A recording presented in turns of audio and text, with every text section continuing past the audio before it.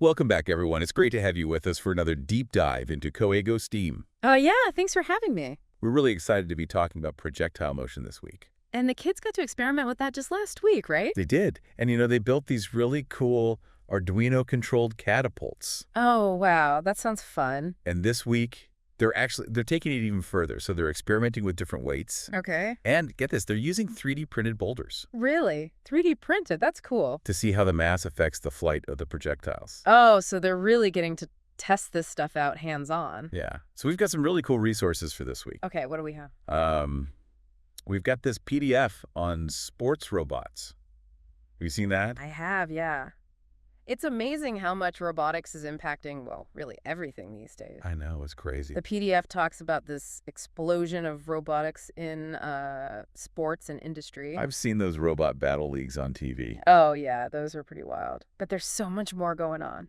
Really? Like what? Well, we're seeing drone racing leagues popping up all over the place. Oh, that's right. And some robots are even designed to play traditional sports like soccer and basketball. Wait, robots playing basketball? Yeah. I have to see that. You might be surprised. Some of them can even sink three-pointers. Wow. It goes beyond just entertainment, though. Yeah. Like, this technology has real-world applications.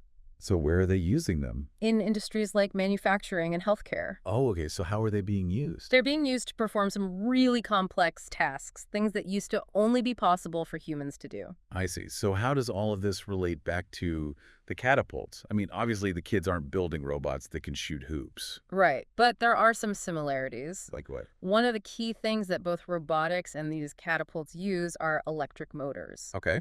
In fact, the catapults use the same kind of motor that's found in a lot of industrial robots. Interesting. And this PDF, it actually has a great visual breakdown of how these motors work. Okay, now, full disclosure. Whenever I hear electric motor, I kind of zone out a little. Yeah, I get it. It can seem complicated. Can you break that down for those of us who aren't, electrical engineers? Sure. So electric motors work because of the interaction between magnets and electricity. Okay. Basically, you have a coil of wire inside a magnetic field.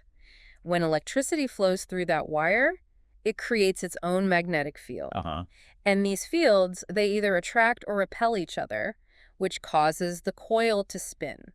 And that spinning motion is what powers the motor. So it's like those magnets you used to play with as a kid, or they would either stick together or push each other away. Exactly. It's that same principle that's at work in the servo motors in the students' catapults. So they may look like simple toys, but they're really using pretty complex technology. They are, yeah.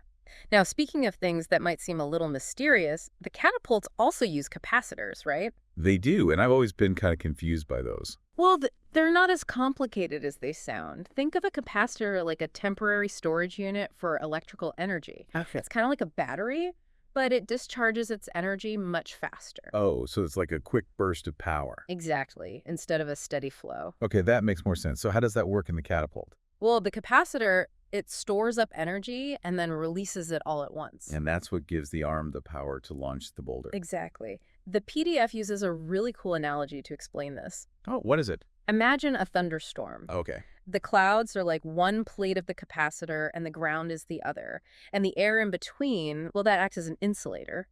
So when enough charge builds up in the clouds, it releases that energy as lightning. Wow. Okay, that makes a lot more sense. So the capacitor is kind of like a storm cloud storing up all that energy? Right, and then releasing it to launch the boulder. That's a really good analogy. And because capacitors can discharge so quickly, it's super important to handle them safely. All right, safety first. So we've talked about motors and capacitors, but what about the actual flight of the boulder? Right. That's where projectile motion comes in, doesn't it? And we have that YouTube video that explains that really well. We do. It breaks down the physics behind those curved paths that we see when things are launched. Okay, so that's what I've always wondered. Why are those paths curved like that? Well, that curved path is actually called a parabolic path, which means it's shaped like a parabola. Okay, I see. And here's a really interesting fact from the video. The angle at which you launch a projectile, it really affects how far it travels. I would think you'd need a higher angle to get more distance. That's what a lot of people think, but launching at a steeper angle, it might give you more height, Uh-huh. but it actually reduces the horizontal distance. Really? Yeah, it's all about finding a balance between how long the object's in the air and its horizontal speed. Oh. And it turns out that launching at a 45-degree angle, that gives you the longest distance. Wow, 45 degrees. Who knew? So how does the weight of the boulder play into all of this? Because the kids are using those 3D printed boulders of different densities, right? Right. That's what I was wondering. Would a heavier boulder fly farther since it would have more force behind it? You would think so, wouldn't you? But it's not that simple. Oh. While a heavier object does have more momentum, which we can talk about later, Oh. they also have a lower initial velocity when they're launched. Oh, interesting. So there's a trade-off.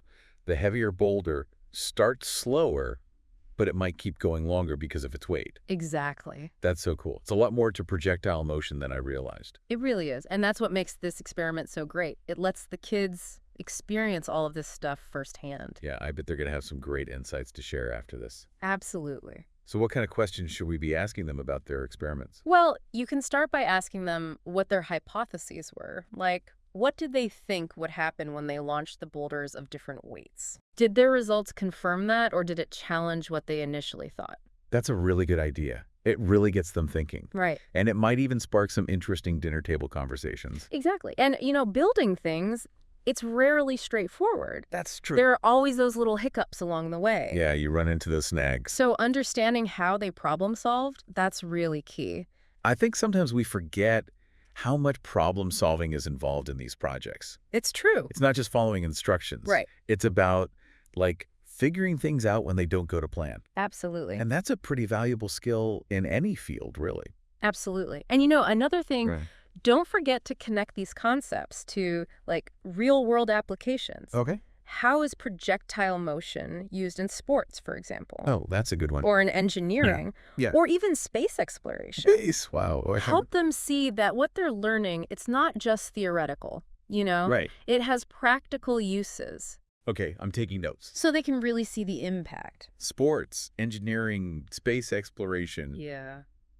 I'm already feeling a lot more prepared for these conversations. That's great. I might even be able to impress my kids with my newfound knowledge, I think you will.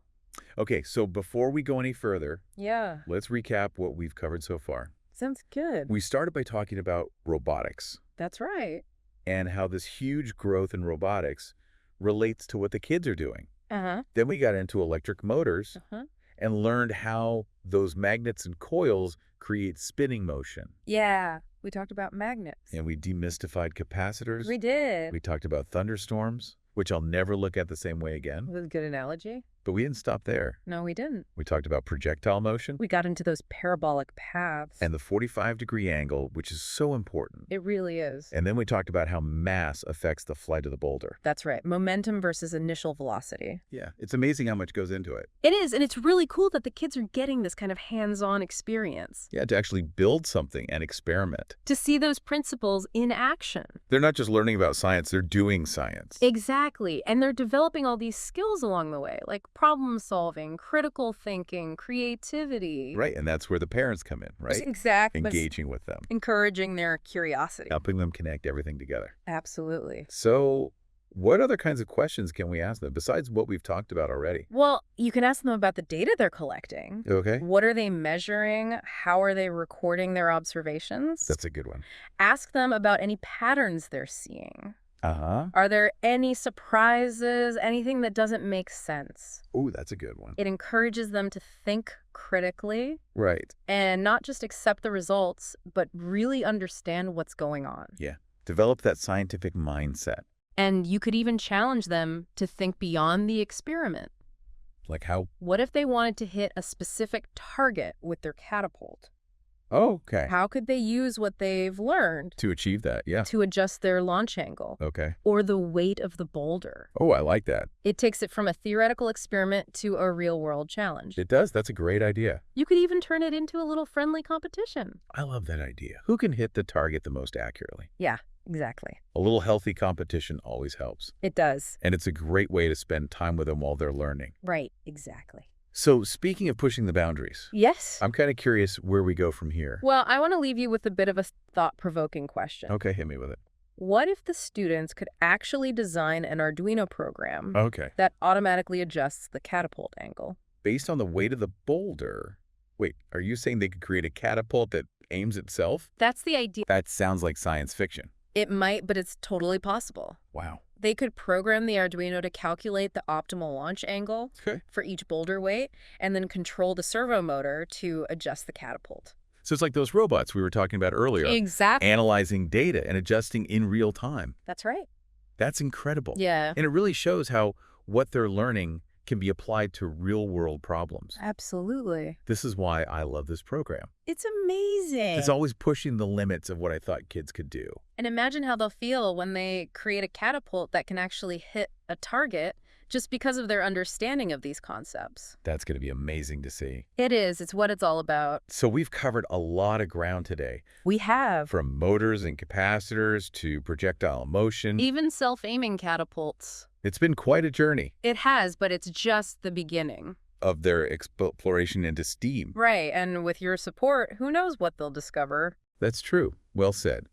So I think we've given our listeners a lot to think about today. Absolutely. It's been a fascinating deep dive into projectile motion, robotics, and hands-on learning. It really has. And it's been a pleasure having you here to share your expertise. The pleasure's all mine. And to all the parents out there, I encourage you to keep exploring these concepts with your kids. You might be surprised by what you discover together. Absolutely. Thanks for joining us. Thank you. You know what's really cool about all this? What's that? It's not just about the catapults themselves. Right. It's about so much more. Yeah, it's about the skills. The skills they're developing. Problem solving, critical thinking, creativity. And those are skills that will help them no matter what they do in life. Exactly. They might not all become engineers or, rocket scientists. Although some of them might. That's true. Yeah. Even if they don't. Yeah. Being able to think critically. Right. To approach problems with a curious mind. To experiment. To tinker. To figure things out. Those are such important skills. For anything, really. Absolutely. And who knows? Yeah. Maybe this will inspire some of them to go into STEAM fields. It's definitely planting those seeds. And even if they don't. Yeah. Having that foundation in science and technology, I think it's just so crucial in today's world. It is. Technology is evolving so fast. It really is. And it affects everything we do. It's true. So even if they're not, building robots or launching rockets. Right. They need to be comfortable with technology. And be able to adapt. And that's where programs like this come in. Exactly. They're not just teaching facts. They're giving them the tools. The mindset to thrive in a world that's, always changing. I like that. Thrive in a world that's always changing. So I think for me, the biggest takeaway from all of this is that it's not just about building cool stuff. Yeah. It's about, empowering these kids. To be the innovator. To solve the problems of tomorrow. Well said. So to all the parents listening, keep those conversations going. Ask questions. Listen to their ideas. Be excited about their learning. And don't be afraid to get hands on yourselves. Yeah, build something together. It's a great way to bond. And have fun while you're learning. Exactly. Well, that brings us to the end of another deep dive. It's been fun. It has. Thanks for having me. And to everyone listening, thanks for joining us. We'll see you next week for another exciting topic.